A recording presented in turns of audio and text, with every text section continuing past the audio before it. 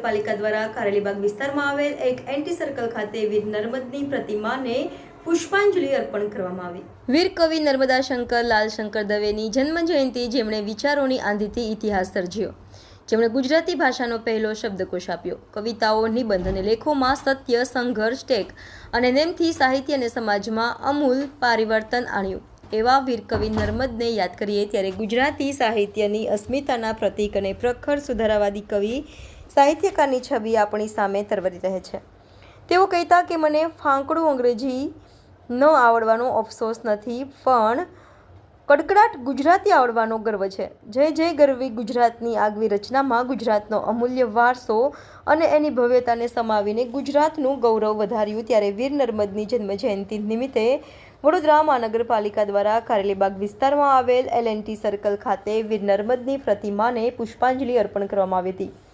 કાર્યક્રમમાં વડોદરાના મેયર, સ્થાનિક નગરસેવકો ઉપસ્થિત રહ્યા। કવિ નર્મદા શંકર જેમને આપણે કવિ નર્મદના હુલામણા નામથી ઓળખીએ છીએ, જેમનો જન્મ સુરતમાં થયો હતો। અર્વાચીન યુગમાં ભારતના સાહિત્યમાં અર્વાચીન યુગનો પ્રારંભ કવિ નર્મદથી જ થયો। જે કવિતાને આપણે રાગ, પ્રાસ અને છંદથી ઓળખતા હોય છે। આ કવિતાઓને ખરા અર્થમાં તો હૃદયની લાગણી અને સ્નેહના સંબંધોની પરિભાષા તરીકે વ્યક્ત કરી હોય અને આ પરિભાષા તરીકે એને પરિમાણી હોય તો આપણા કવિ નર્મદ એ પ્રથમ હતા।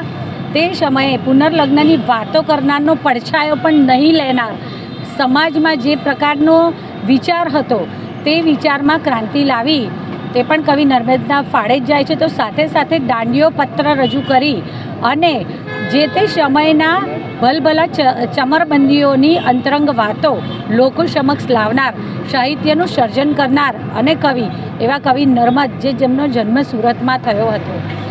વડોદરા મહાનગરપાલિકા દ્વારા પ્રતિવર્ષ રાત્રિ બજાર પાસે આવેલા લાયન સર્કલ પાસે એમની પ્રતિમાને પુષ્પાંજલિ કરવાનો એમના જન્મજયંતિના દિવસ ઉપર આ કાર્યક્રમનું આયોજન કરવામાં આવતું હોય છે, જેમાં આજરોજ તેમને હૃદયાંજલિ અર્પણ કરવાના કાર્યક્રમમાં પક્ષના નેતા શ્રી મનોજભાઈ,